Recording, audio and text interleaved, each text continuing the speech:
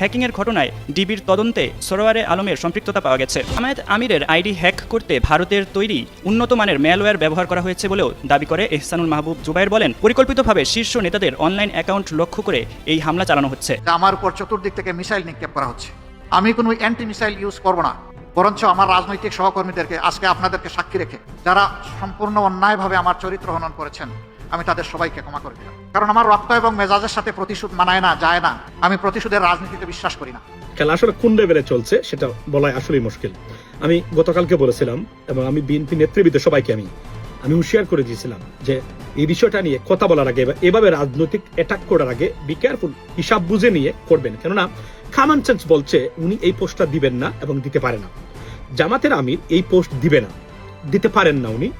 অনেক আগেই একটি কথা বলেছিলাম যে এবারের নির্বাচনে কিন্তু সবচেয়ে বড় ঝুঁকিতে থাকবে বিএনপির চেয়ারপারসন তারেক রহমান, জামাতের আমির ডক্টর শফিকুর রহমান। ভারত থেকে গোয়েন্দারা বড় মাপের শক আসছে, তাদের দুইজনের একজনকে যদি ফেলে দিতে পারে তাহলে এই নির্বাচনটা বানচাল হয়ে যাবে। আমি আপনাদের দোয়া চাই। আমার মার্কা প্রজাপতি এই মুহূর্তে আপনাদের মহল্লায় আসছি, সবাই দোয়া করবেন। ঢাকা 12 আসনের আমার বড় ভাই বড় বোন যারা আছেন, আমি এই মুহূর্তে আপনাদের বাসার সামনে আসছি, আমার মার্কা প্রজাপতি, সবাই দোয়া করবেন। আসসালামু আলাইকুম। বিএনপিরা কুলাঙ্গার, সে ওই নারী আমার কর্মীকে সেখানে হেনস্থা করেছে। এই কুলাঙ্গার গুলা আমার মা বোনদের হিজাব টেনে খুলতে ফেলতে চায়, তাদের পেটে লাথি মারে, তাদের বিবস্ত্র করতে চায়। এই কুলাঙ্গার গুলা যদি ক্ষমতায় যায় পুরো বাংলাদেশটাকে বিবস্ত্র করে ছেড়ে দেবে। দর্শক, এতক্ষণ শুনলেন আপনারা ভিডিওর শিরোনাম। এখন শুনতেছিলেন ভিডিওর বিস্তারিত। অবশ্যই পুরো ভিডিওটি না টেনে দেখতে থাকবেন এবং প্রত্যেকটি বিশ্লেষকদের বিশ্লেষণগুলো শুনতে থাকবেন, তাহলে আজকের ভিডিওর মূল অংশ আপনারা জানতে পারবেন। ধৈর্য সহকারে আজকে ভিডিওটি দেখতে হবে, কারণ বাংলাদেশের বর্তমান রাজনৈতিক প্রেক্ষাপট কোন দিকে যাচ্ছে এটা আপনারা খুব ভালো করে জানেন। সকল বিষয় নিয়ে আজকের ভিডিওটি সাজানো, একটু ধৈর্য সহকারে দেখে যাবেন। তো চলুন তাহলে কথা কেন, একটা লাইক দিয়ে সবগুলো ভিডিওর বিস্তারিত আলোচনা শুনে আসি। It's a breaking news, ladies and gentlemen. Yeah. খেলা আসলে কোন লেভেলে চলছে সেটা বলাই আসলেই মুশকিল। আমি গতকালকে বলেছিলাম এবং আমি বিএনপি নেতৃবৃন্দ সবাইকে আমি হুঁশিয়ার করে দিয়েছিলাম যে এই বিষয়টা নিয়ে কথা বলার আগে এভাবে রাজনৈতিক অ্যাটাক করার আগে বি কেয়ারফুল, হিসাব বুঝে নিয়ে করবেন। কেননা কমন সেন্স বলছে উনি এই পোস্টটা দিবেন না এবং দিতে পারে না। জামাতের আমির এই পোস্ট দিবে না, দিতে পারেন না উনি, এবং দেওয়ার সম্ভাবনা জিরো। এই পজিশন থেকে তারা দেয় না, অতীতে এভাবে দেয় নাই, এখনো এই সময় এসে এরা দিবেন না। মাস্ট বি সামথিং হ্যাপেন, মানে something wrong must be gone. না, you never listen to us. Now what happens? জামাতের আমিরের টুইটার অ্যাকাউন্ট বা এক্স অ্যাকাউন্ট হ্যাক করার সাথে সরাসরি জড়িত বাংলাদেশের গণরাষ্ট্রপতি ভবনের একজন কর্মকর্তা, এবং ম্যালওয়্যারটা বা যে স্পাইওয়্যারটা এটা আপনার ভারতরা বঙ্গভবনের কর্মকর্তার সহায়তায় ভারতের আমিরের আইডি হ্যাক করেছে। আমি কিন্তু এটা হুঁশিয়ার করে দিয়েছিলাম যে যখন উনি ইন্টারভিউ দিয়েছেন আল জাজিরার সাথে এবং বলেছিলেন যে আমাদের দলের প্রধান কোনো মহিলা হতে পারবেন না, উনি বলেছিলেন এটা। তো এটা উনি সাথে সাথে কিন্তু আমি উনাদের যারা আছেন 2-1জনকে, আমি 3-4জনকে যারা মোটামুটি একদম টপ লেভেলের, তাদেরকে আমি বলেছিলাম ইট ওয়াজ এ রং স্টেটমেন্ট। কেননা মনে রাখতে হবে যে আপনি একটা দলের প্রধান, এবং এই সময় এসে যে আপনি ধরেন জাতি ধর্ম বর্ণ এর স্বার্থে কোনো যদি সত্য বলা যায় না, আবার মিথ্যা বলতে পারবে না, তাহলে মধ্যম পন্থা অবলম্বন করা দরকার। এই প্রশ্নটা যেটা loaded question to defame Jamaat, মানে আল জাজিরা থেকে আসছে, যদি সাংবাদিক করেছেন, এটাকে অন্যভাবে দেওয়া উচিত ছিল। আমি হলে এটা জীবনে সে সঠিক উত্তর পেত না, সারা জীবন ঘুরতে থাকতো। এটা স্বাভাবিকভাবে বিদেশি মিডিয়া হ্যান্ডেলিং করতে গেলে মানে ঝামেলা হবে, এবং এই উত্তরগুলো আসতে পারে। আর কয়েকটা জিনিস আল্লাহ বাঁচিয়েছে, যেটা করে নাই সে, করলে কি উত্তর দিতেন সেটা আমি জানি না, তবে দিলে সত্য বলতেন, কিন্তু সত্য বলাতে সমস্যা আছে অনেক সময়। আমি আবার বলছি, জাতি ধর্ম বর্ণ জাতীয় স্বার্থে যদি সত্য বলা যায় না, অন্যভাবে উত্তর দিতে হবে। এটা হচ্ছে পলিটিক্স এবং ইন্টেলেকচুয়ালিটি, এটা আনডাউটেবল। সো উনি দিয়েছেন এই সূত্র ধরেই উনার অ্যাকাউন্ট হ্যাক করে ওনাকে ডিফেন্ড করেছে, যেহেতু উনি এটা বলেছেন মহিলাদেরকে বিষয় নিয়ে, এটাকে তারা, আমি আবার বলছি, আমি নিজে ব্যক্তিগতভাবে আমি আবার বলছি, আমি আগামী 50 বছরে বাংলাদেশে মহিলা রাষ্ট্রপ্রধান চাই না, মানে হেড অফ স্টেট মহিলা চাই না। এটা বিকজ অফ ইকুয়ালিটি, আমরা সমতা চাই। এর আগে মানে ছিলেন মহিলারা, এখন আমরা পুরুষরা চাচ্ছি। আরো সাইকোলজিক্যাল রিজনস আছে এবং অনেকগুলা সাইন্টিফিক রিজন আছে। ধর্মীয় কারণ আমি বাদ দিলাম, আমি যাচ্ছি না এই যুক্তিতে। বেগম খালেদা জিয়ার সম্মানার্থে তো নেই কথা বলি নাই মুখ করে, আমি আবার এখন বলছি, আমরা এখন আপাতত এগুলো চাচ্ছি না। তো উনি তো বলতে পারেন না উনার এই পজিশন থেকে। বাই দ্য ওয়ে, তো দেখেন আপনি গণভবনের কর্মচারী এখানে সরাসরি জড়িত, এবং কতটা অ্যালার্মিং আমাদের জন্য। Ladies and gentleman, you should be alarmed, you should be concern for it, you should be aware of it, and it's unbelievable and stunning এবং আনপ্রেসিডেন্টেড জিনিস যে আমাদের গণভবনের একজন কর্মকর্তা সরাসরি ম্যালওয়্যার এবং এই হ্যাকিং এ জড়িত, ভারতের সাথে যুক্ত। Can you imagine that? This is dangerous for our country, this is brutal, এবং এটা জাতীয় স্বাধীনতা, সার্বভৌমত্ব, ন্যাশনাল সিকিউরিটি কনসার্নের ব্যাপার বলে আমি মনে করি। আমরা কিন্তু বারবার বলেছিলাম রাষ্ট্রপতিকে পরিবর্তন করতে না, করা যাবে না, নানান সমস্যা দেখা দিবে। এবং আমরা বলছিলাম যে উনি কে, কারণ উনি যদি শেখ হাসিনা যদি না থাকতেন তাহলে উনি রাষ্ট্রপতি হওয়ার দ্বারা কাছে যেতেন না। রাষ্ট্রপতির ভবনের কর্মচারী হওয়ার যোগ্যতা উনি আছে কিনা জানি না, তারপর উনাকে রাষ্ট্রপতি বানানো হয়েছিল। এবং শেখ হাসিনা এই পদে কখনোই কোনো ডিগনিফাইড মানুষকে বসায়নি, আনডিগনিফাইড বেছে বেছে, এর জন্য তাকে নোবেল পুরস্কার দেওয়া যেত, উনি এটা বানিয়েছিলেন। আজকে তার পরিণতি দেখেছেন, সময় খুবই সংক্ষিপ্ত এবং very light right now is about 6 PM 5 PM in the United States right now, I mean West Coast time, আমাদের নিউ জার্সি টাইম। সেই সময় যখন ভিডিওটা বানাচ্ছি সবাই ঘুমিয়ে আসেন, তারপরে বলি অ্যালার্মিং, এবং আপনারা ভিডিওটা দেখেন, এই মাত্র ওনাকে গ্রেফতার করেছে ডিবি। তাহলে প্রমাণ হলো কি, জামাত যে বলেছিল তাদের আইডি হ্যাক হয়েছে, সত্য। আমি প্রথমেই বলেছি এটা সত্য, এটা নিয়ে অপপ্রচার করবেন না, লজ্জা পাবেন। ঠিক লজ্জাটা বিএনপির জন্য এখন গেছে। ঠিক আছে, দেখেন আপনারা এই সেই কালকে। তো আমি এই ভিডিও শেষ করার আগে বলতে চাই, আমাদের আগামী নির্বাচনে ভারত যে কোনভাবে প্রভাব বিস্তার করার চেষ্টা করবে, and this is not the beginning, they've been doing it for a long time, so এটা ভিজিবল হয়েছে আজকে। আমি অনতিবিলম্বে জাতীয় নিরাপত্তা মিটিং বা একটা কনফারেন্সের মাধ্যমে বা একটা মিটিং এর মাধ্যমে এটা কিভাবে ট্যাকল করা যায় সেটা দেখা দরকার। কারণ নির্বাচনে তারা তাদের পছন্দের মতো প্রার্থী কিংবা দলকে জিতিয়ে দেওয়ার চেষ্টা করবে, কেননা তারা এমন কাউকে চায় না, তারা সত্যিকার অর্থে বাংলাদেশের স্বাধীনতা, সার্বভৌমত্ব, সম্মান এবং বাংলাদেশকে কুক্ষিগত করতে পারবে না, এমন কাউকে তারা ক্ষমতা আপাতত চাচ্ছে না। That is our ladies and gentleman, so very very alarming, and সবাইকে সচেতন এবং সজাগ থাকার অনুরোধ জানালাম। অবশেষে ডিবির হাতে আটক হলেন জামাত আমিরের টুইটার অ্যাকাউন্ট হ্যাককারী হ্যাকার সরোয়ার আলম। এই ব্যক্তি কর্মরত আছেন বঙ্গভবনে, অর্থাৎ রাষ্ট্রপতির অফিসে। তিনি সহকারী প্রোগ্রামার হিসেবে কর্মরত আছেন। শেখ হাসিনার আমলে তার নিয়োগ হয় এবং মনে প্রাণে মুজিব প্রেমে গদগদ, এবং শেখ হাসিনা পালিয়ে যাবার পরে বিএনপিকে অতিরিক্ত সুবিধা দেওয়ার জন্য জামাত আমিরের অ্যাকাউন্ট হ্যাক করে নারীদের ভোট থেকে বঞ্চিত করার জন্য এই কাজটি করেছেন।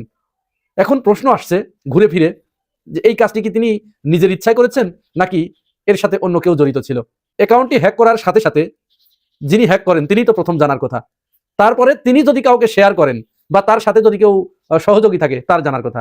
আমরা ফেসবুক পোস্ট যদি একটু অ্যানালাইসিস করি তাহলে দেখতে পাই যে সরোয়ার আলম হ্যাক করার সাথে সাথেই সবার আগে এই ব্যাপারে প্রতিবাদ করেছে ঢাকা বিশ্ববিদ্যালয়ের ছাত্র দলের যে আদু নেত্রী মানসুরা আলম। মানসুরা আলম দেখুন, এই যে একটা ছবি তার ঘুরে বেড়ায়, সাদ্দামের জাঙ্গির তলে তিনি ঘুরে বেড়াতেন, সে আবার অন্যজনকে বলে জাঙ্গির তলের লোক। যাই হোক, এই মানসুরা আলম গত রাতে ডিবি তাকে আটক করেছে রাজারবাগ তার সরকারি কোয়ার্টার থেকে।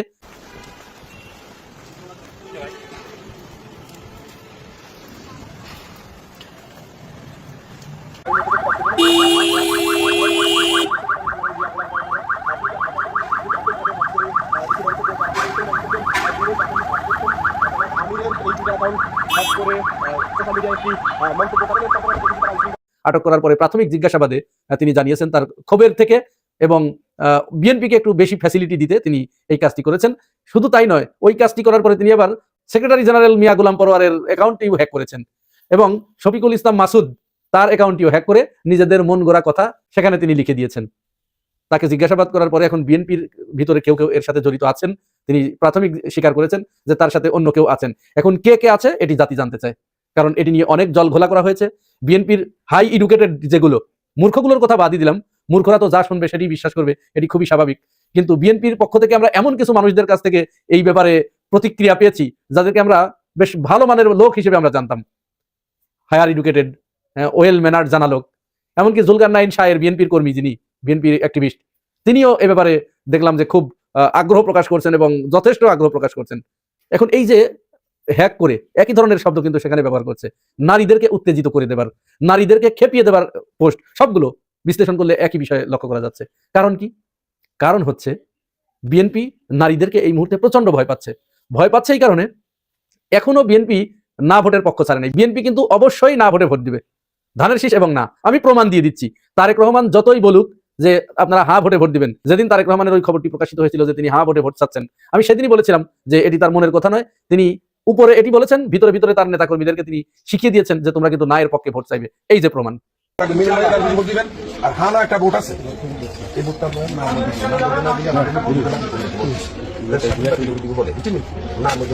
এই যে তিনি নায়ের পক্ষে কেন যাচ্ছেন? নায়ের পক্ষে এই কারণে যাচ্ছেন কারণ হায়ের পক্ষে ভোট দিলে 10 বছরের বেশি তিনি ক্ষমতায় থাকতে পারবেন না, এবং প্রধানমন্ত্রী আর রাষ্ট্রপতির ভিতরে ক্ষমতার একটা ভারসাম্য তৈরি হবে। তো এই দুটো জিনিসই তো তার জন্য বুমেরাং, এবং এখানে পরিবারতন্ত্র থেকে বের হয়ে আসার একটা বিষয় রয়েছে। তো তারেক রহমান কি এটি চাইবে? বিএনপি যারা করেন আপনারা বলুন তো, আপনারা জীবনে কোনোদিন প্রধানমন্ত্রী হতে পারবেন? অথচ আপনাদের কিন্তু যোগ্যতা আছে। আমরা বিএনপির এমন কিছু নেতাকে জানি যারা শুধু প্রধানমন্ত্রী নয়, ওয়ার্ল্ড ক্লাস নেতা হবার যোগ্যতা তাদের আছে, কিন্তু তারা কি এই প্রতিভার স্বাক্ষর কোনোদিন রাখতে পারবেন বাংলাদেশে সারা জীবন? তাদের কিন্তু ওই নেতার পায়ের নিচেই থাকতে হবে, ঠিক যেভাবে আমাদের এই যে রাকিব দেখুন। ময়মনসিংহ দক্ষিণ জেলা বিএনপির সম্মানিত আহ্বায়ক মুক্তাগাছা থেকে জাতীয় সংসদ সদস্য বিএনপি মনোনীত প্রার্থী জনাব জাকির হোসেন বাবলু মঞ্চস্থ আজকের এই জনসভা প্রধান অতিথি প্রধান আকর্ষণ বিএনপির চেয়ারম্যান বাংলাদেশের প্রাণ জনাব 7 পুরুষের ভিতরে যার চাকরের স্বভাব রয়েছে এবং যারা চাকর শুধু তারাই মাত্র এইটা করতে পারে। এই পরিবারতন্ত্রটাকে ভেঙে খান খান করে দিচ্ছে জামাত ইসলাম। আজকে যারা রাজনীতি করছেন, আগামী 5 বছর পরে জামাত ইসলাম যদি ক্ষমতায় যায়, তাহলে আগামী 5 বছর পরে আপনিও কিন্তু প্রধানমন্ত্রী হতে পারবেন। আপনি যদি জামাত ইসলাম করেন, ডক্টর শফিকুর রহমান আগামীবার নিশ্চিত থাকেন, এটা থাকবে না তিনি। 10 বছর তো দূরের কথা, আগামীবারই তিনি থাকবেন, আগামী নির্বাচনে তিনি আর প্রধানমন্ত্রী হতে পারবেন না। এর ভিতরে জামাতের অনেক নেতা পরিবর্তন হবে, অনেক আমির পরিবর্তন হবে।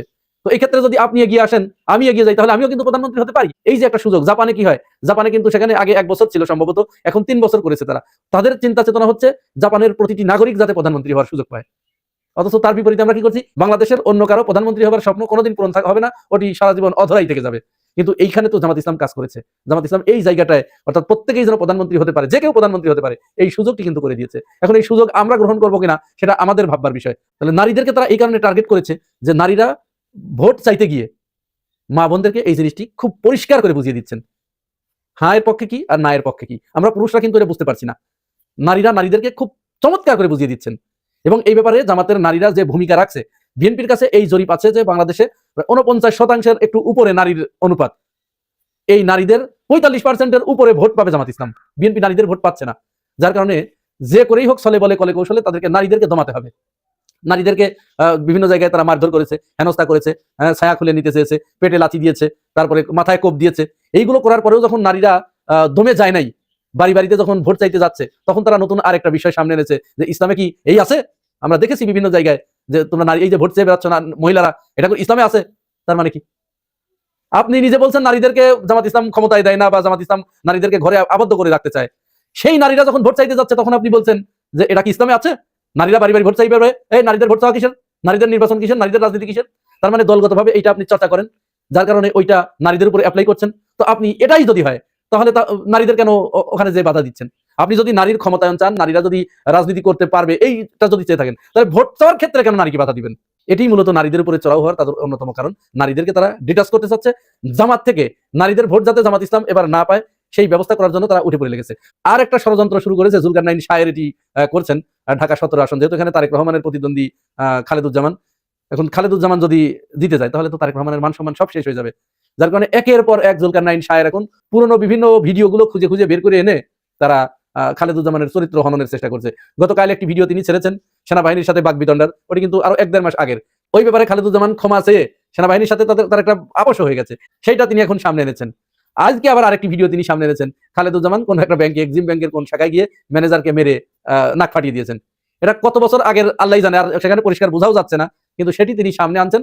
এখন ওই কথা তো আর বলতে পারছেন না যেটি বহু পুরনো।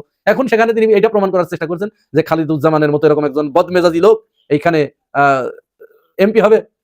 তো খালেদুজ্জামান কি আব্দুল আওয়াল মিন্টুর চেয়েও বদমেজাজি? যে আব্দুল আওয়াল মিন্টু, এই যে আমরা যে স্টেইন কেলেঙ্কারিতে যার নাম আছে, এর চেয়েও খারাপ? অথবা তিনি এই যে এক জায়গায় বক্তব্য দিতে গিয়ে তার নেতা কর্মীদেরকে এই যে ভাষাটা ব্যবহার করলেন, আমি মুখে বললাম না, এটা শুনুন। অতএব আজকে আপনাদের কাছে ধানের শীষের একটা ভোট চেয়ে আপনাদের মাধ্যমে, আরে ভাই রাখ, ছোট বাচ্চা রাখবি না, এরা রাখবি না কোনো সময়। এইটার চেয়েও খারাপ খালেদুজ্জামান? এইগুলো প্রচার করুন শায়ের ভাই।